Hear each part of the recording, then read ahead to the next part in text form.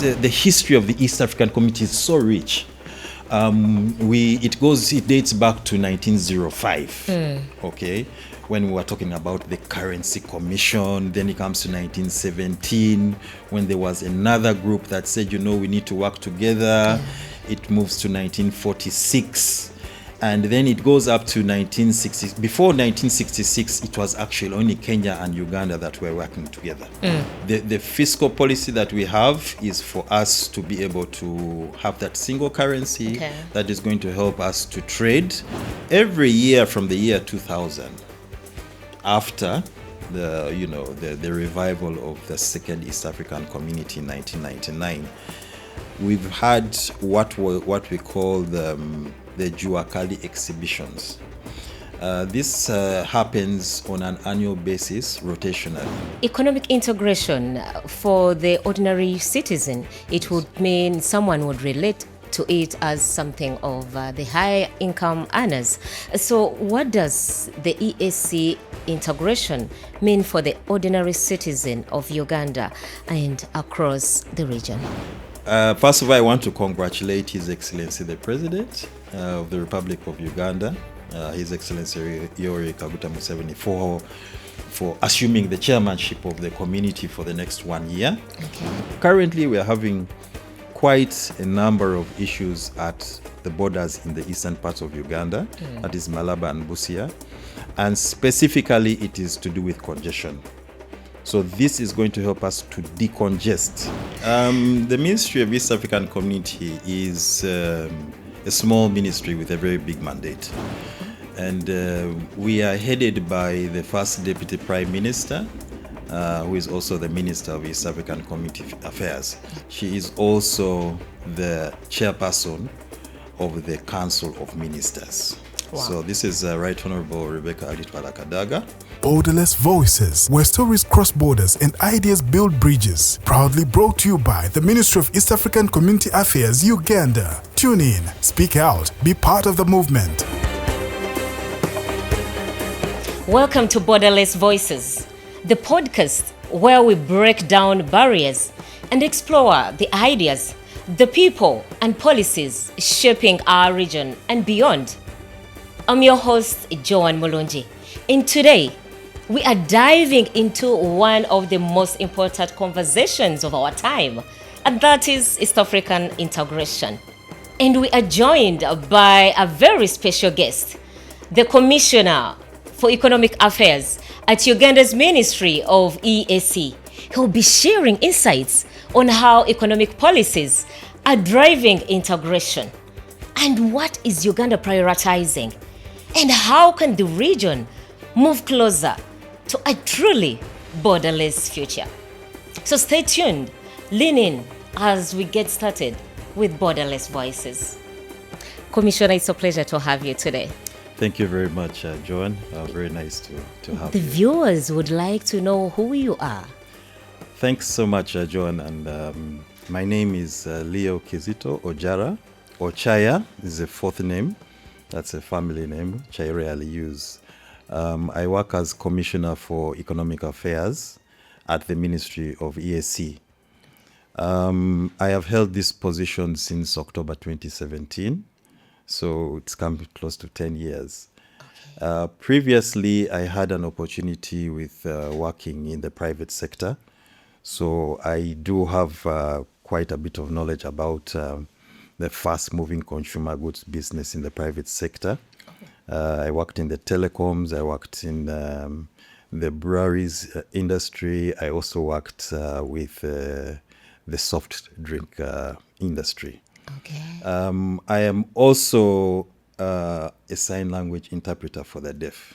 Wow. This is something I did many, many years ago when I just started working. Okay. So if you see me using my hands a bit, just know that I have some bit of knowledge that I usually remind myself using my hands about sign language. Okay. Yes. So this is me in a nutshell, and I'm very, very happy to be here to speak to all of you about issues to do with regional integration, where we are and where we expect to be.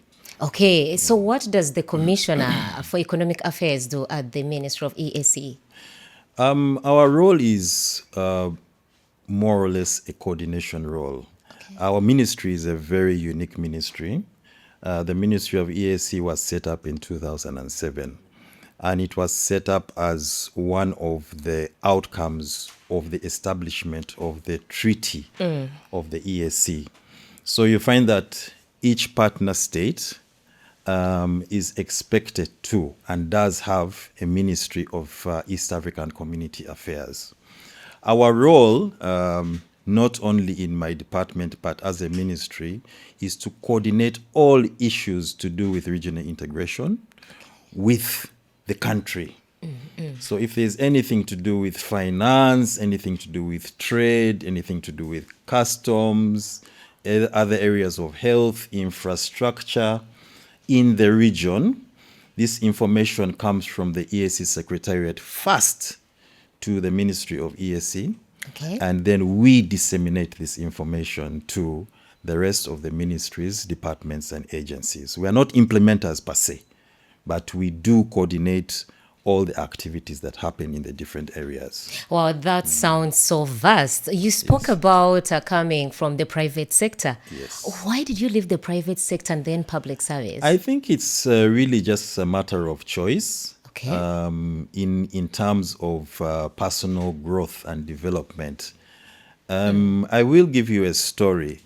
My late father was a civil servant, and at the time of his passing, he was a member of the Public Service Commission, and I really admired his way of life and the things he used to do, and the way he used to conduct himself in government business. And I said maybe one day I would like to be like him. Okay. And when I got to a stage in the private sector where I did not see myself growing anymore, I felt that it was now time for me to use the experience that I had gotten from the private sector and come to the public sector. And I think it has worked. It has worked for me. I picked interest specifically when you said you worked with the breweries. Yes. How was the experience? Because what we hear is a lot. You're given some stuff every weekend. How was it? It was extremely interesting. I worked with Uganda Breweries Limited between 2001 to 2003, I think. I was a commercial manager for Northern Uganda. I was based in Lira, but I had a very big, very wide area. I was a young person who had just come out of university, and I had a lot of energy. And you know, with the fast-moving consumer goods business, it's a very interesting place to be, especially when you are a young person. Okay. At this age, it would be difficult for me to go back and work in that kind of environment, but I think it was a very exciting time of my career. And I'm thankful to God that I was able to be given an opportunity to serve in different positions and come up to where I am today. Okay, so it was an experience you wanted to go through, not specifically about the drinks and... No, that's also part of it. It's also part of it. It's part of it. That is true. Yes. So you had enough while you were there. Oh yes, yes. That is true. So I imagine every weekend in northern Uganda, you know, we know people in the north and Yes. love their alcohol. So I can imagine it will always be a party every weekend when you come from work. We did have a couple of parties. My region always performed the best in areas to do with spirits and so on. So In spirits, yes, so they had core stuff. Why I see the difference between the private sector and the public sector is that the private sector is driven so much by targets, numbers, you know, revenue. And this is slightly different from the public sector. That's why when I joined the public sector, it was, you know, it was a little bit slower, but much more impactful because of the structures that you find in the public sector. Okay. So this is the difference, and this is where I appreciate both sides of the coin. Okay, speaking of economic integration, Yes. Uganda as a country has top priorities towards achieving that. Yes. What could these priorities be, and why are they even important? What I think is really, really important for us right now in the region is, first of all, us being able to achieve what was set out as the objectives of the East African community. And here we look specifically at the pillars of integration, because under those pillars are all the small things that we want to do to create one community. Okay. These 4 pillars are the customs union, which was signed off in 2005. And here we are trying to create one big market, you see. We want to create a situation where there are no borders per se, or our products are able to move from the point of entry, which is at the, either Mombasa or Dar es Salaam or so on and so forth, and reach their destination having been cleared once. Okay, Right. so here now we talk about the single customs territory. The single customs territory is really a perception. It's not a perception. It's actually a livelihood that allows for our goods to be cleared once. So if my goods arrive at the port of Mombasa and I pay for them, and they are cleared from there, and they are sealed off, and Revenue Authority puts a seal on that, it's supposed to move from Mombasa to Kampala or to whatever destination without any hindrance. Okay, so this is one of the major areas that we are looking at. The second one is trying to do away with non-tariff barriers. Okay. Non-tariff barriers are some restrictive measures that partner states sometimes put in place. They are a little bit, I call them restrictive because they impact on other communities. And we are struggling every day to see that we remove these non-tariff barriers. We shall have an opportunity during this discussion to speak about non-tariff barriers and how that is being done. But yes, we do have a number of non-tariff barriers which keep on cropping up. We resolve them, and then tomorrow you find maybe another one new or ones, two yeah. are coming up. Yes. I completely understand. Thorough remarks there. Now, Commissioner, Yes. looking ahead, what does a truly borderless East Africa mean to you? And how do the current policies bring us closer to that vision? We would like to see as East Africa us trading more amongst ourselves. We are currently at a situation where for the last 10 years we have stagnated at about 15 to 20% of trade amongst the East African community, and the rest, the 80%, goes outside the community. Wow, 15 is quite Yes, less. it's a small number, but we are working towards this. And the ministers of EAC under the Council of Ministers have given themselves a target up to, I think, 2030 for the EAC to trade more amongst themselves such that we are able to benefit. Because you find that a country like Uganda, which is blessed with so much wealth in terms of agricultural products, True. is not able to maybe sell its maize or its sugar as freely as possible as we would have wished with our neighbors. And you find that we are looking for different markets outside of the East African community where we can actually sell. Why would it be cheaper for us? It's because,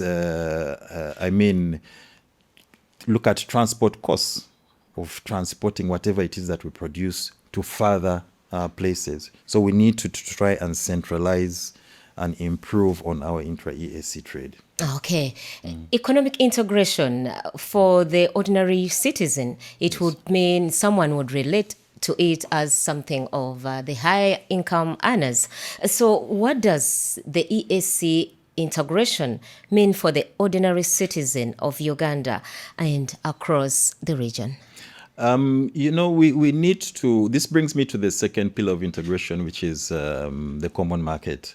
And the common market presupposes that we should have free movement of persons, of goods, of services, of capital, amongst ourselves.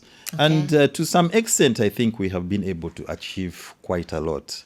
You look at the one-stop border posts that we have at the different entry and exit points of the countries in the East African community. And these have been able to very quickly ease the movement of goods and services and persons across the borders. Of course, we are looking at a borderless kind of community in the near future. And we hope that we shall be able to achieve this. But for now, I think this is all a work in progress. Okay. And excellent, a lot of progress has been made in ensuring that we provide services to the communities and that they're able to benefit from the various border areas. Of course, I would really appreciate the fact that a Ugandan can move to Nairobi to Kenya without a passport necessarily, just having an ID, even if it is by air. And I think it is a good step towards some of the benefits that we are reaping from the East African community. Yes. But then you spoke about the free market trade. Yes. What are some of the hindrances? I did mention the issue to do with non-tariff barriers. That is aside. We still have a little bit of challenges with issues to do with infrastructure, and this is the road network. We do have some areas that are being worked on in terms of rail, because rail would significantly reduce the cost of doing business in the region. On the 21st of March this year, the President's, His Excellency, the President of Kenya, President Ruto, invited our President, His Excellency President Yoweri Kaguta Museveni, to Kisumu, where they launched the construction of the Kisumu-Malaba standard gauge railway, which is a distance of about 130 kilometers. This is going to help us a lot because currently we are having quite a number of issues at the borders in the eastern parts of Uganda, that is Malaba and Busia, and specifically it is to do with congestion. So this is going to help us to decongest the border points that we have that I have just mentioned. Yes. So, Commissioner, for Kenya, it's a plus for the Ugandans. But then how can the ministry that you're working for help Ugandans to travel to Tanzania without the necessary requirements that could be a barrier to some of these travels? For example, having a passport. Can it be the same way like with our neighbors in Kenya?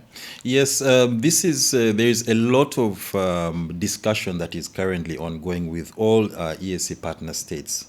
Joan, you do mention that it's only Kenya, Uganda, and Rwanda that actually allow you to cross their borders with a national ID. True.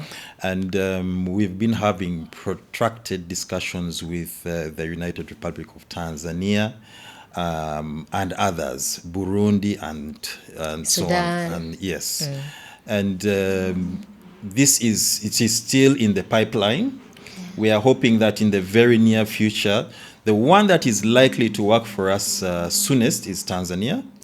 So I hope in the next maybe couple of months or maybe year, we shall get the green light for passengers and for travelers to begin using only their national ID to travel to Tanzania. Oh, yes, that would be a plus for the ministry. Definitely. So how does the government envision the future of the EAC in the next 10 to 20 years? Wow, that's a very big one. You recall that the East African community, the history of the East African community is so rich. It dates back to 1905. Okay, when we were talking about the Currency Commission. Then it comes to 1917 when there was another group that said, we need to work together. It moves to 1946. And then it goes up to 1960. Before 1966, it was actually only Kenya and Uganda that were working together. And then it was in 1966 that that Tanzania came on board and formed the first East African community. After that, we see ourselves growing. And then due to a few difficulties that the partner states faced, they thought that they could not work together. I don't want to use the term collapse, but there were some differences that were experienced, and that brought the first East African community to an end in 1977. And so we see the birth of the new EAC in 1999, still with the three partner states, opening a fresh page and coming up with the objectives that I told you earlier on in this discussion. Okay, let's hope the cooperation will not come at all stand still again, given the history that it has been having. What are the biggest political or cultural challenges that are being faced towards achieving deeper integration? I think it's we see ourselves in a situation where partner states come from different cultural backgrounds, political backgrounds, and therefore finding a particular convergence sometimes is difficult. But the most important thing right now is that partner states are speaking to each other. Okay. The heads of state are speaking to one another, and this is extremely critical for us to ensure that we do integrate. Politically, that is the ultimate objective for regional integration. We hope to have a political confederation, and that is the fourth pillar of integration, where we can see one governance system looking after the affairs of the whole community. And there were some timelines that were put towards this, which we have not yet been able to achieve. However, even in the most recent summit of heads of state, which was held on the 7th of March, they gave partner states that have not concluded consultations on the Confederation Constitution and a timeline within which they should have concluded, which is the 30th of June, 2026. So I see there is some, there's quite a bit of progress in that regard. Profound remarks there. From your department's perspective, what are the most pressing economic priorities for Uganda within the EAC framework? Number one is non-tariff barriers, because once I cannot sell my produce, then it's difficult for me to do business. It's difficult for companies to industrialize, because we're looking at industrialization of our nations. For Uganda per se, and for the East African community, we want to see more industries coming up.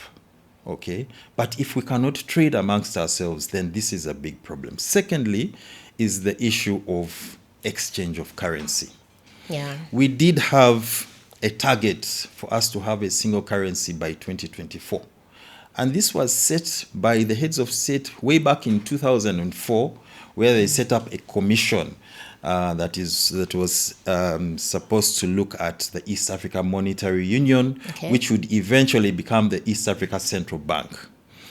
20 years down the road, we have still not yet been able to reach the convergence criteria that was set back at that time, because our economies are moving at different paces. True. Even the currency units. Exactly. I'll give you an example of Kenya. Kenya is no longer considered as an LDC, which is a less developed country, you see. And so it's very difficult for us to be able to find a convergence between their currency and our currency. Currently, you change the Kenya currency is 30 times that of Uganda, for example, which is not a bad thing per se. But and in macroeconomics, the economists can be able to break this down more for us. But in simple layman's language is, we still don't have a currency, because once you cross the border, you still have to be able to change from one currency to the other. And then, of course, you find that there are issues to do with exchange losses or gains and so on. So I think, though, for me, those really are very critical: non-tariff barriers, and then the exchange, and then the political federation. How is Uganda working to harmonize fiscal and monetary policies with other EAC member states? This is just what I've spoken about. And the fiscal policy that we have is for us to be able to have that single currency that is going to help us to trade easily amongst ourselves. And the beginning point really would be for what we had in the first East African community, where there was East African currency. But you could use the Uganda currency alongside the East African currency. And we're looking at something like this happening, hopefully in the near future, where we can start with baby steps and say, let's have an East African community, but then the Kenya currency will still remain valid. And it will be phased out gradually with process. Commissioner Ochaya. Yes. You know, I did it on purpose because you say you rarely use that. Yes, that is true. That is true. So what measures are being taken to reduce non-tariff barriers within the EAC? We have, thank you so much for that question. We have to talk to each other. There is no way about this. And we do this by having bilateral engagements with partner states that make these non-tariff barriers a problem for us. Secondly, we also have the statutory meetings of the East African community, where all these issues are discussed. So we have what we call the sectoral councils. So the sectoral councils are now the technical meetings of all these issues to do with trade, finance, investment, and so on and so forth. And they meet twice every year. So the ministers actually meet of the partner states, and they meet so many times a year to discuss issues to do with non-tariff barriers, issues to do with financing, issues to do with different areas of the livelihood of the people of the East African community. And how are their attitudes, especially from the citizens from the different partner states? We received a combination of both extremes. Sometimes you find situations are good, and sometimes they are not so good. An example I'll give you is what is happening in Eastern DRC. You see, you know that one neighbor is not very comfortable with the other neighbor, and there have been, it's gone up to the extent of having skirmishes, and there have been lengthy discussions up to the highest level of how to see that these problems are resolved. So I think the issue to do with integration, apart from economics, it's political. There are issues to do with security, which are extremely important. There are issues to do with infrastructure development, the roads, the railways, the bridges, the dams, the electricity, and so on and so forth. So it's quite a mouthful. When you speak of such reactions from all these partner states, how do you balance protecting local industries with opening up regional competition? We've been able to manage this using what is called the common external tariff. The common external tariff. Yes. So this is a tariff which cushions all partner states, in a sense that whatever product moves within the region should move at that particular tariff. Whether it's going to Kenya, it's going to Tanzania, it's coming to Uganda. And we have 4 bands Okay. Okay. The common external tariff was agreed by the ministers of finance in 2024, the fourth band. So I'll just break it down for you very quickly. We have a 0% tariff on raw materials. So if I know that I have raw materials that are from Uganda, and I can verify and confirm this, that they are wholly produced in Uganda, it should be able to cross the border at zero. That would be nice. Okay, which is happening. It is happening. The second category is 10%, and this is intermediary goods. Okay. So a product that you add a little bit of value to. Okay, it can be maybe sugar, which you make into crystals and something like that, and you export, so you'll be able to pay 10% tax on that. Then you have finished products. So what you find finished, which is in the supermarkets, which is out in the market, you go to Nakasero market, in the hardware shops, something that is a finished product, okay, should be charged 25% tax. And then finally, the last category is a little bit complicated, because this is the one which we call sensitive. Now, this is the one where we try to protect our own local industries. What is it that Uganda produces most that we do not want to be imported in order to protect our local industries? Okay. And these are the sensitive products. We have things like sugar. We have coffee. We have maize. Those things that if you go into the hardware industry, you're talking about roofing materials, which are produced from here, and so you find that those particular products, if they're imported into Uganda, they are charged very high tax in order to discourage them from coming in. So this is how the East African community has been able to kind of play around with the issue of encouraging industrialization locally and discouraging importation of products that are going to flood our market and cause us problems. Commissioner, are we also taking into account the quality of the products that we are trying to protect from external competition? Yes, that is very true, Joanne. Right now, the Bureau of Standards in the community are working very hard to ensure that we do not have products that are, substandard, flooding our markets. And at all border points, we have got a representative of Uganda National Bureau of Standards, or in Kenya, they'll call them KEBS. Okay. In Burundi, they're called BBN. And these specific bodies are tasked with ensuring the quality of produce or product that enters the country is fit for human consumption. There are certain times we have had challenges with products. There is an agricultural term called aflatoxin. And for maize? Yes, and that is usually grain okay. per se.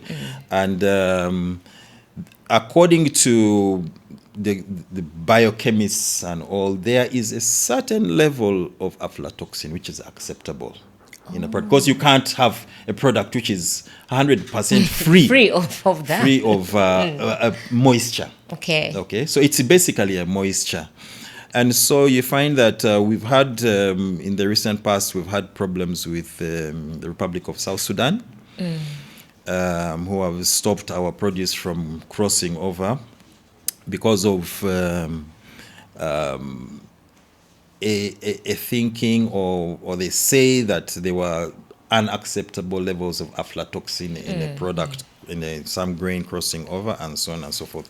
But the standards bodies are ensuring that they do their best, such that we do not have flooding of our markets with substandard goods.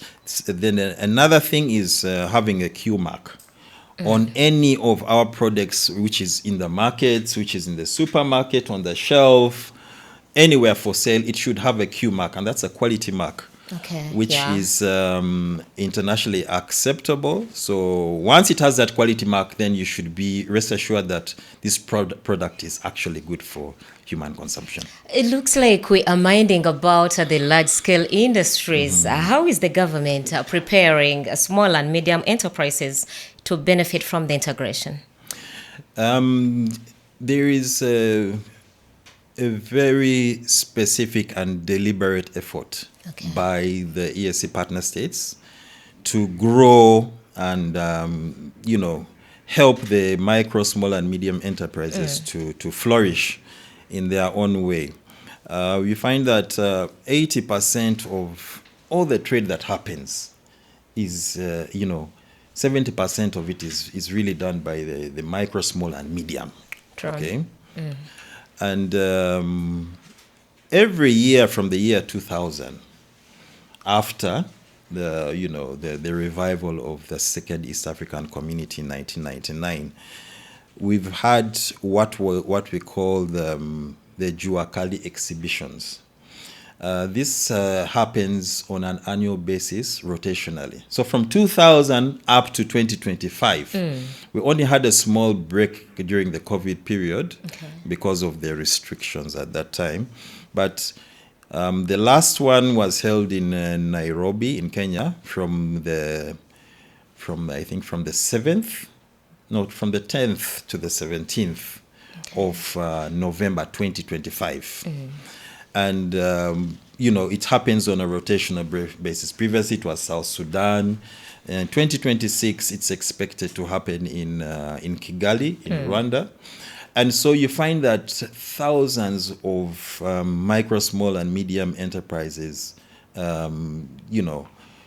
people come together in one particular place and mix, mingle, integrate, they sell, they buy, they and get learn. Contacts, they learn, they win prizes. We have the best performing exhibitors who are awarded during those ceremonies. We have the best performing innovators who are awarded during those ceremonies. It's a big celebration of about 10 days of East Africa. Okay. Yeah. I hope one day I will receive an invitation from you to attend the Juakari. Sounds interesting. We shall try our best to see that the media is involved in this, but it's really very interesting. Okay. And it's extremely exciting. Okay. Yes. So we've looked at the trade and economics and the connectivity. Let's look at the infrastructure. What is happening when it comes to the roads? How is digital integration, such as harmonizing mobile money systems, being advanced? We did speak a little bit about connectivity in terms of roads. The East African Community has got a department that is in Arusha. Okay. A department that is Arusha, Tanzania? Yes, Arusha, Tanzania, which is specifically dedicated towards infrastructure development and growth. And they have got a master plan of the different road networks that are expected to be improved, to be upgraded, and the new ones that are supposed to be built. And they do have a roadmap of activities. I will come back to the issue of the calendar of activities, but they do have a roadmap of activities and for new developments that are supposed to be done in the community. So you find that certain connecting roads are already earmarked for development, and in the near future, a lot of them have already been done, have already been worked on, but we still have a number that have got to be developed. Okay. Yes, please. So there is a calendar of activities. Yes, there is. Please give us a glimpse of that. Now, this is at the East African Community level, and I want to talk about two documents. The first is the calendar of activities. The calendar of activities allows ESC partner states to understand what they are going to do from day one to the last day of a particular period, a 6-month period. Okay, this involves the national days of all the partner states, development partners activities, the statutory meetings that are to be conducted within that period. So we are talking about the Heads of State Summit, coming down to the Council of Ministers, coming down to the different sectoral council meetings. Then we have got technical meetings. So the calendar of activities is approved by the Council of Ministers every 6 months. And so we're able to see we're able to plan ahead and see what activity we have to perform and to execute. The second document I would like to draw your attention to is us as in government, it is the ministerial policy statements, because these two have to speak to each other per se. Okay. So here we have our ministerial policy statements that are developed. Our planning process begins in October of every financial year. We'll look at our work plans and our budgets, and these go to Parliament for approval. And then we are able to see what we have in our policy statement vis-a-vis what our calendar of activities look like, and try and see how we can balance the activities in both of these documents. Since you're really taking part in all these activities, what progress has been made on cross-border infrastructure projects like roads, railways, and energy grids? For the roads, there is a plan in place to improve, for example, the road connectivity of Malaba. I told you that there is a bit of congestion, but that has also been due to issues to do with land acquisition and so on. Secondly, we are trying to see how to create other border crossings. Okay. There is work in progress for an area called Mulwada in Busia, which we hope in the next year or so work shall begin, such that traffic can be diverted from the congested areas to this new border crossing. Okay. There is also other border crossings like Luakaka, which is a little bit further, that is already operational. I already talked about the issue of the railway, which is a work in progress, and that has started. We have, of course, the different airlines in the East African region. We have got Uganda Airlines, which was revived a couple of years ago. We have Kenya Airways, which was one of the old institutions of the East African community, the old East African community that they inherited, which is doing quite well. And then we've got, of course, Rwanda Air. So there is quite a lot that is happening in the region that I think we need to be appreciative about and look forward to the future. How do we want to see the East African community in the future? Yeah.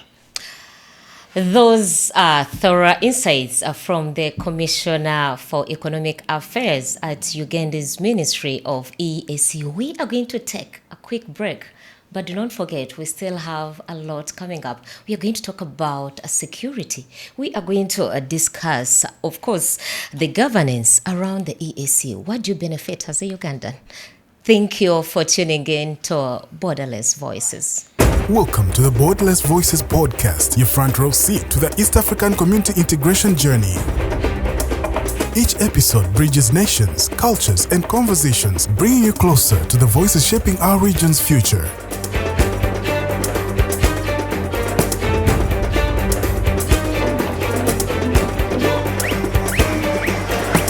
Borderless Voices, where stories cross borders and ideas build bridges. Proudly brought to you by the Ministry of East Africa Community Affairs, Uganda. Tune in, speak out, be part of the movement.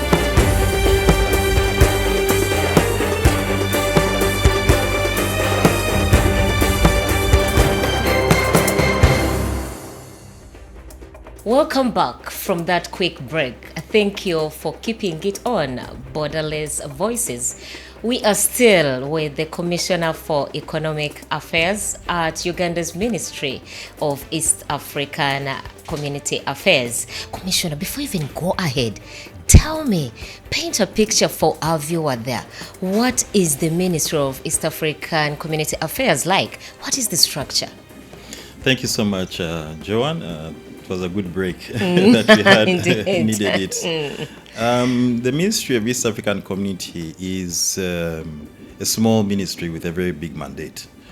And we are headed by the first Deputy Prime Minister, who is also the Minister of East African Community Affairs. Okay. So she's the political head of our ministry.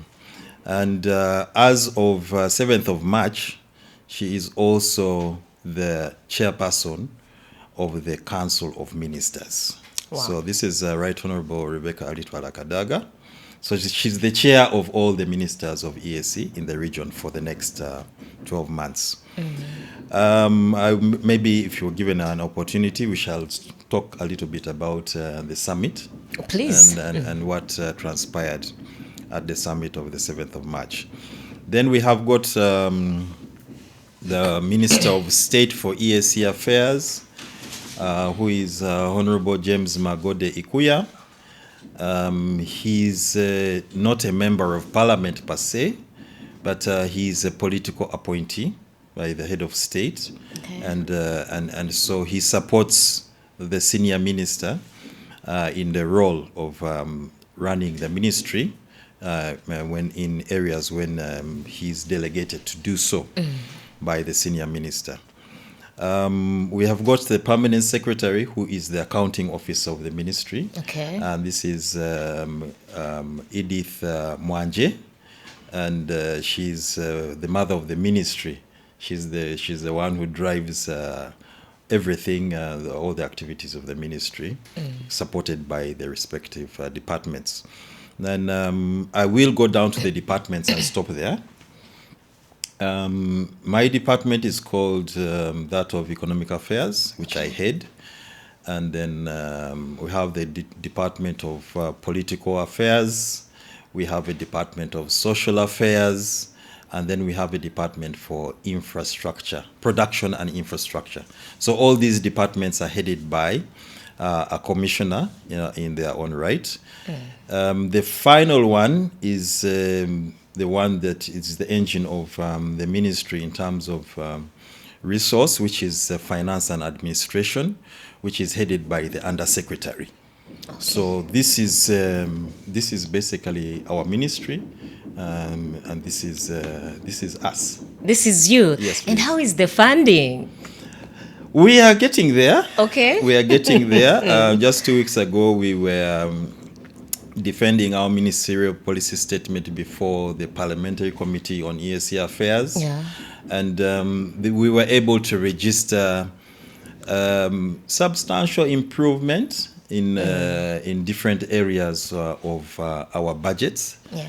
So we do really thank the Ministry of Finance for listening, having a listening ear to the proposals that were put forward, of course, through the Parliamentary Committee on EAC Affairs, that we need to, in order for us to be able to achieve the objectives we have been talking about, we need the resources to get us there. So we do have some areas where we are very comfortable with the results that have come through. But of course, we have a number of unfunded priorities which we need government to look into as a ministry, which I think will help us to get to where we want to be as planned. Okay, I had to ask that because you have a very big mandate at that ministry. And how many border offices do we have in Uganda that are operational?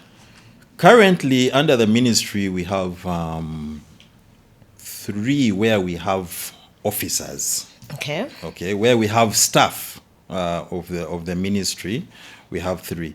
But at the various border points, we've got about 14, roughly 14 operational border crossings. And these are some of the areas where, of course, we have requested government to assist us, to provide us with financing to equip these offices, in terms of providing the human resource, in terms of providing the development equipment, that is the computers, whatever you need to furnish the office. And then we need to have facilitation in terms of movement. Logistics. The vehicles to be able to assist to get to these particular places. And so we do have presence at Elegu or SBP. Okay. And we do have one staff there. We have a staff at Busia who also covers Malaba. Okay. We have been very fortunate that the custodians of the one-stop border pursuer, Uganda Revenue Authority, have given most of the relevant ministries, departments, and agencies space at the OSBPs for them to be able to conduct business of the community. Wow. So you find Ministry of EAC is there, Ministry of Health is there, Ministry of Trade is there, Ministry of course, Immigration, that is Ministry of Internal Affairs, Uganda Police, the security agencies, Ministry of Agriculture, Animal Industry and Fisheries, because of the movement of animals across borders, and so on and so forth. So each of us has got space. At the border crossing, it is a matter of us being able to equip and find the people who are going to man these stations. Okay. Yes, please. Commissioner, you've even you've spoken about security. Let's look at governance. Yes. How effective has the East African Court of Justice been in resolving disputes? Briefly. Yeah, just briefly, the Court of Justice is doing a tremendous role in ensuring that justice is actually is served in the community. There are, of course, many cases of that have been in the East African Community region that have gone to the Court of Justice for mediation, and we are happy to know that they have been able to very quickly expedite rulings in cases where there have been disputes, and the community is happy with the way the court of justice is moving. We might only have an issue to do with financing also, but this comes back to the East African community, which I'm going to talk about shortly. How do member states ensure that integration policies are implemented uniformly? I already talked about, and I will reiterate the fact that the ministers of the community meet on a regular basis. And this is the only way in which they can find a neutral ground in coming to consensus on different issues that involve trading amongst one another. Okay. And so you find that we have got the Sectoral Council on Trade, Industry, Finance and Investment, where all the ministers will come and sit together in one room on one day and say, we have got these decisions and directives which have come from the coordination committee, who are the permanent secretaries, which have been thoroughly scrutinized by the technical people, and our decision is going to be this. That is why the first agenda item before any sectoral council is always reviewing previous decisions and directives. Okay. So they look at the decisions of the last maybe 20 sectoral councils, and there might be those which have been overtaken by events, which they say, okay, fine, we can do away with these. But those which are still relevant and have not implemented, they attract using traffic lights. So if I have a decision which has come from 2 years ago, which has not been implemented by Uganda, the minister of Uganda will ask his technical people, what is happening? Why isn't Uganda implementing this decision? Why is it still in red? So, Commissioner, do they meet as ministers for reviews from these policies or resolutions that have been passed? It is in this meeting where they are able to iron out all those issues. Oh, okay, perfect. Yes. Perfect. So once they see that partner state X has got 5 reds, immediately this raises another red flag. Why are they not implementing decisions that have been passed by the ministers? Okay. And therefore, very quickly they're able to find solutions. It could be financial, it could be political, it could be infrastructural. There are several reasons as to why a decision of the ministers or of the Council of Ministers is not implemented. Okay, we've talked about the trade. How does EAC integration contribute to regional peace and security? There's been, as you recall, support from many partner states in trying to help one another in the issues to do with regional peace and security. And we have a whole sectoral council on defense, which is headed by the chiefs of defense forces, who come together and sit and agree on how they are going to handle issues to do with security in the region. And therefore, I would not go so deep into this particular matter, but yes, there is a huge effort on the side of all partner states to ensure the safety and security of our citizens, of our borders, of our property, and so on. Commissioner, what mechanisms exist to address political instability in one member state that could affect the whole bloc? It is discussion. There's no two ways about it. It's about speaking to one another and trying to find the root cause of the problem and then propose a solution. And this is why we have got a number of bilateral engagements which take place between countries. Sometimes you've heard about the president of one country coming to mediate into the affairs of another, and this has helped to soften the problems that have been faced in the region over a period of time.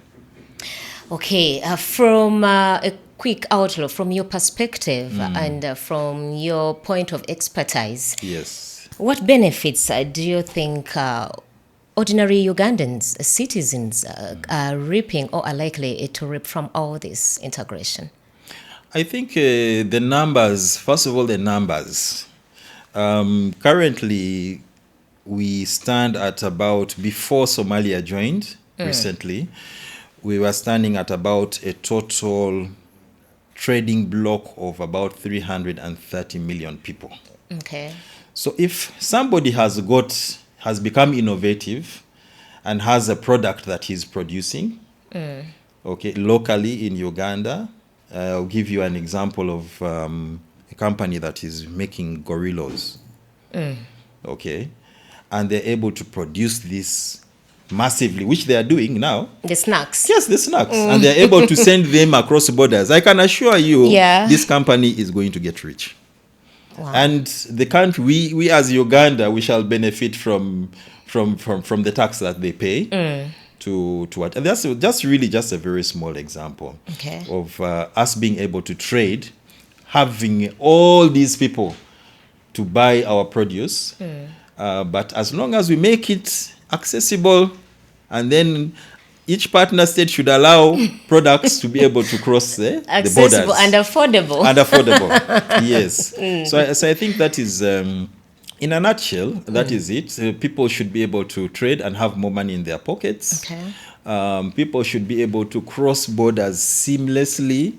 We should not have difficulties in being able to cross borders, or we should not have someone closing a border, and so on and so forth. So, the introduction of the e-passport has been a game changer in travel in the East African community, and we are now working on the national ID for the other partner states that do not yet accept them, for people to cross into their territories. Okay, Commissioner, briefly tell me about what transpired in the summit of the 7th March. The summit was very interesting, and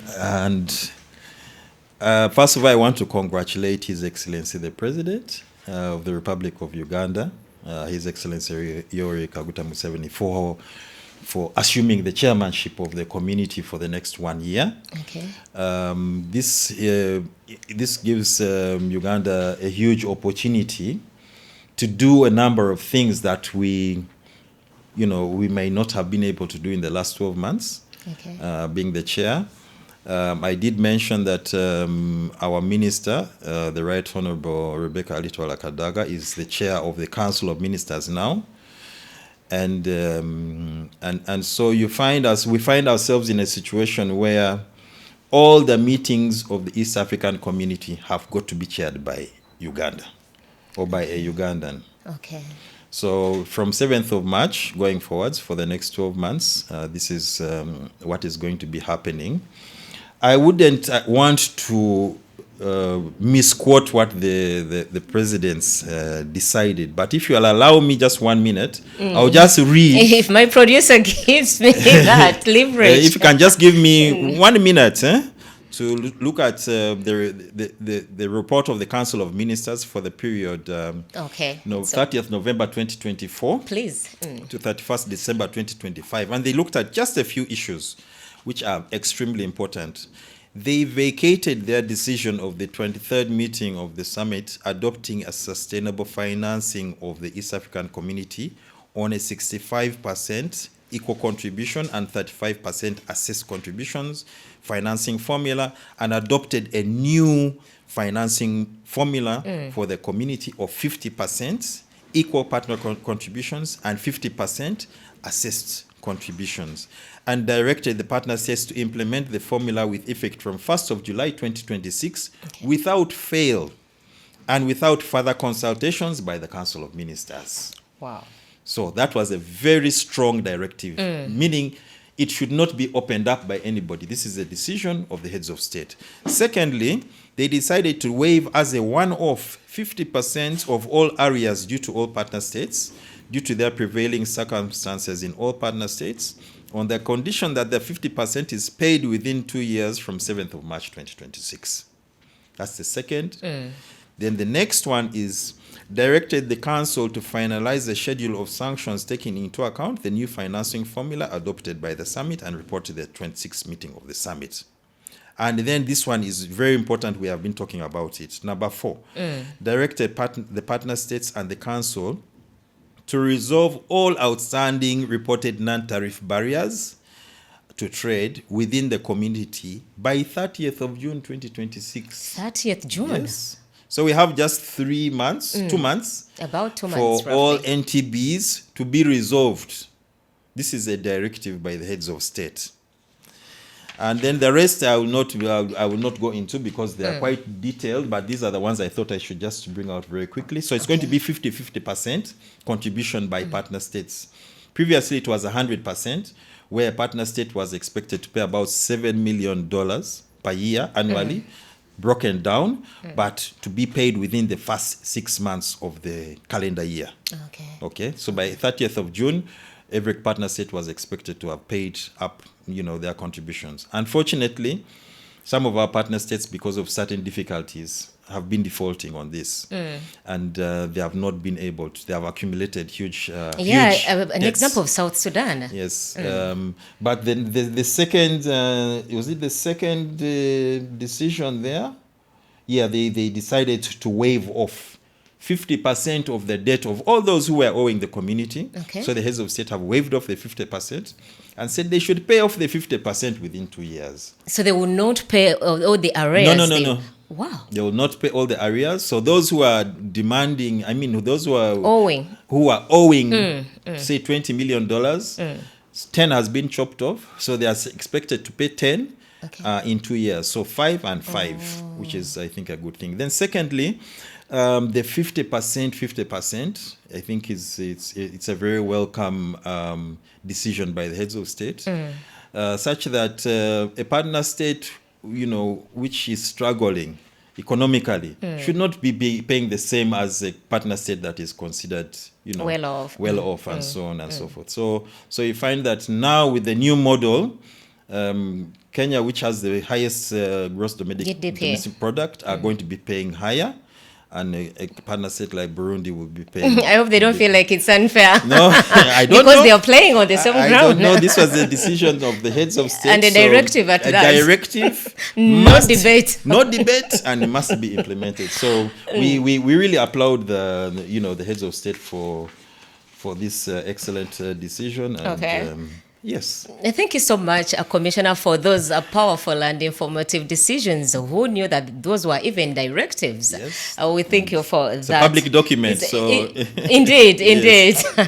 So as we are winding up, Commissioner, after all these weighty discussions we've had today, what simple practice or personal habit helps you recharge and stay grounded in life? I think it's about waking up every day and giving it my best. And this is something that I've learned from the people that I work with. We work with a vast number of people. The ministries, departments, and agencies in Uganda per se. Okay. They're a great team of people that we work with all across the board. Secondly, the people that we work with in the region. Because on a daily basis, you're either on email or you're on phone or you're writing letters or you're in meetings with people or receiving calls. Having interviews like this. Yes, from people in the region. I didn't even mention the East African Community Secretariat, but they play a pivotal role in everything that we do as a ministry. Okay. Because the Secretary General of the East African Community, who is the CEO of the EAC, really is the driver behind all the activities that we do. With her support team, of course, we have their two deputy secretaries general, one for monetary customs, trade and monetary affairs, and the second DSG is for infrastructure and political affairs. And then they have got different departments that help to drive the activities of the community. We've also got different institutions of the community. In Uganda, we have got the Inter-University Council for East Africa. We have got CASOA, which is in Entebbe. That's handles issues to do with civil aviation. We have got in Jinja, we have got the Lake Victoria Fisheries Organization. So you find that each partner state has got an institution of the community that helps them to drive the activities of the EAC. We still do have areas where we have not agreed. For example, who is going to host the East African Monetary Union, which will be which eventually become the East Africa Central Bank. Uganda did bid. We did. We did bid, and we did extremely well. Although according to the results that came out, we came in second position, but we were given a building right on Kampala Road, plot 45 Kampala Road, which was given to the Ministry of Finance for this particular purpose. And we've acquired land somewhere in Naguru. We had a really good hope of taking this, but still, again, this is at the level of the heads of state to decide who is going to take this. Who was the highest bidder? The highest bidder was the United Republic of Tanzania. Oh, okay. And so we are waiting to see what comes out of that. And this is a discussion for another day. I know. Yes, 2 hours. I want to let you go, but you Yes. spoke about the secretariat being Yes. so pivotal in whatever you do Yes. at the ministry. Yes. What reforms are needed to strengthen the EAC's secretariat's capacity? The EAC Secretariat, as we speak now, is understaffed. This is one of the major areas of concern.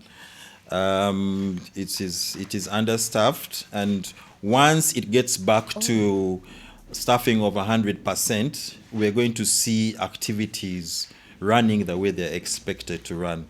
This came about due to a number of factors. Many staff have, in the recent past, retired and left the positions after they are serving their terms of office. Oh, so they are vacant. Yes, there are a number of vacant positions at the East African Community Secretariat, and we hope that we shall get competent people who will be able to fill those positions and be able to run with the decisions of the summit. in terms of us bringing this EAC integration to a reality. Then, of course, there were issues to do with finance, which has been partially resolved by the heads of state with the 50-50 contribution, annual contribution, and then assessed on GDP. So we hope that by next financial year, we shall begin to see some stability in terms of that. And really, it is just the ESC is doing a lot of work. Okay. We also want to thank the development partners for everything they have put into supporting the East African community. Okay. Yeah, we talk about GIZ, trademark, and so many others. Okay. Yeah. Thorough and profound remarks from you. Thank you so I've much. picked a lot, and I've learned and learned and relearned Yes, a please. lot of things from you. Yes, Thank please. you so much for your time, and we wish you all the best here from Borderless Voices. And greetings to all the people at the Ministry of EAC Affairs. Thank you so much. And that brings us to the end of today's conversation on Borderless Voices. A heartfelt thank you to our guest, the Commissioner for Economic Affairs, for sharing such valuable insights. And to you, our viewers, thank you for leaning in with us. Until next time, let's keep imagining and working towards a truly borderless East Africa. Stay inspired, stay connected, borderless.